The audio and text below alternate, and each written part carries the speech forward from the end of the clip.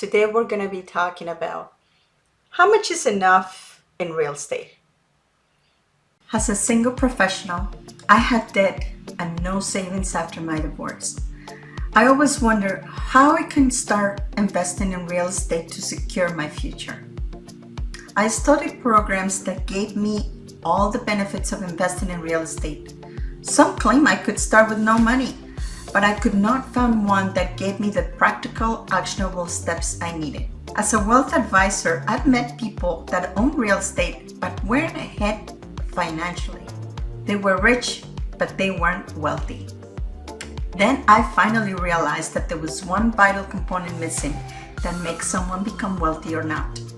And on the show, I will reveal what I found and give you the step-by-step actions to start investing in real estate and increase your wealth. My name is Araceli. Let's get started. I have a question that I've been asked many times, and that is, how much is enough? And I always go back to, why did you start it in the business? Why do you want to be a real estate investor? So this is part of a goal, but more than anything, it's based on the amount that you really want to have when you are investing in real estate. And I think that everything starts, like if you trace it back down, is first of all, where is your financial position? Do you have enough money right now? Is your cash flow okay? Or do you want to increase that? Maybe you have enough and you just want to build a legacy for your family, for your children, if you do have children. I actually had a big issue when somebody asked me, what is your why? And when people say it, they always come back and say, well, I want to leave something for my children. I don't have children. And I said, well, that cannot be my wife. I don't have children. But I do have family, and I do have people that I want to help. So that is my why.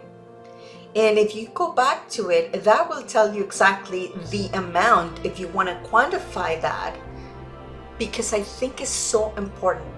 It's so important that you put a number to it, because then you won't know when you reach that. And so one of the things that you can do, first of all, is to figure out what your lifestyle cost is.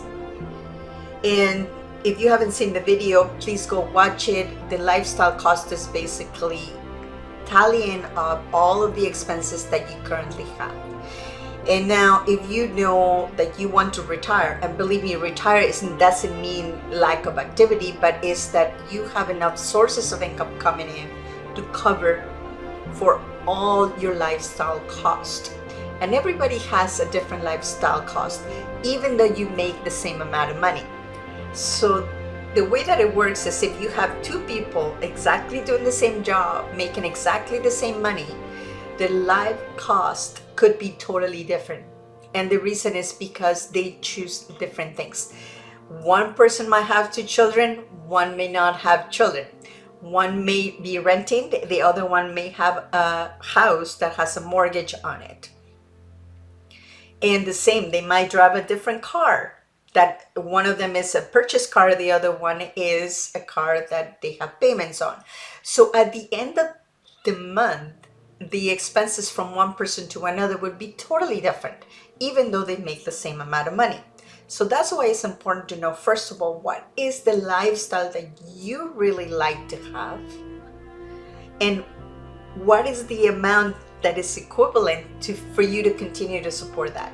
So the first thing that I always think is, if you're able to replace that income with any sources of income, especially from real estate, then to me, that's the biggest success that you can have.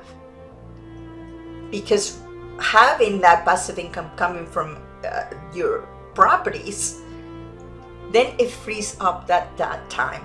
Either you continue to work because you enjoy the work, or maybe you want to switch and do another type of job that may pay less money, but now you're not dependent on covering your costs monthly, because this is kind of like an extra.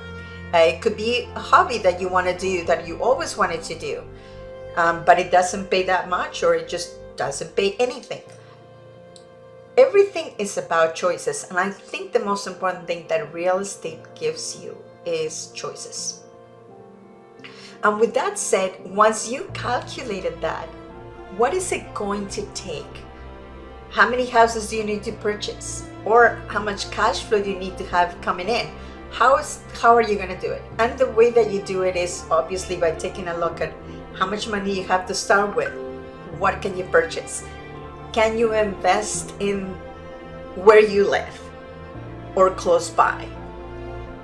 How far are you willing to go to acquire a property that cash flow positive the amount of money that you need? All of those questions need to be answered up front. And I think it's so important because I have seen people that they have several properties, but because they don't look at the numbers, the only thing that they look at is how many properties do I have, and they want to continue to acquire properties. And that is not a bad thing. However, if your lifestyle is suffering because of the properties that you have, that might not be the right way to go on.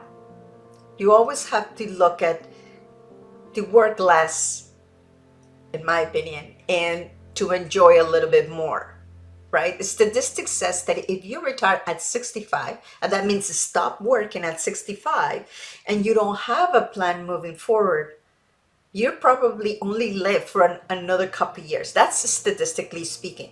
So the earlier you take retirement or you have enough sources of income coming in, the better off you are, because you are there to enjoy your life. And I think that that is the biggest benefit of having properties, that is actually going to expedite that. To me, that's basically my goal, to get enough properties, enough passive income coming in so I have choices, and then I can decide to continue on with what I'm doing or not. And that basically is what I like to communicate to you, right? So if there is something that you may want to just help your children acquire property, that could be another goal as well, and it also will have an amount attached to it. Remember, everything touches money. So whatever decision you're going to make, whether you're going to help your children buy a property or you're going to buy another property for yourself, and the type of property as well, it's very important that you always quantify that, because otherwise you're going to be aiming at in the dark. So you're going to be blind.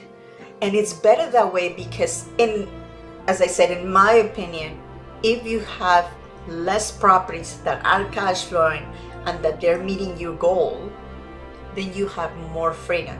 Because if you have properties that you're renting as well, then you're gonna need to take care of them or pay somebody to do it, which is gonna take a little bit more cash flow out of your profit. So all of these has to be thought about it. And I thought that I just wanted to put this together so you understand that if you do have an amount that you need to bring in every month, it'll make it so much easier to go out there and figuring out what type of properties you need to acquire, how long it's going to take you, all of that. The plan will come in together a lot easier for you, instead of just aiming at anything and just say, well, I'm just going to acquire another property and another property. So put together a plan and put together a number that you want to hit with your real estate investing. That's the best way that you can get going, because you'll be totally focused and concentrated on that amount, and the vision will be so much clearer for you when you're out there looking for that fantastic property that is going to bring you the freedom that you want. I hope that helps, and I will see you in the next one. Thank you for being here on the show. Please remember to subscribe and hit the notification bell to get notified when there are more shows available. And if you would like to have more information on how to start investing in real estate, please visit my website at www.ARACELI'Shernandez.com. Thank you.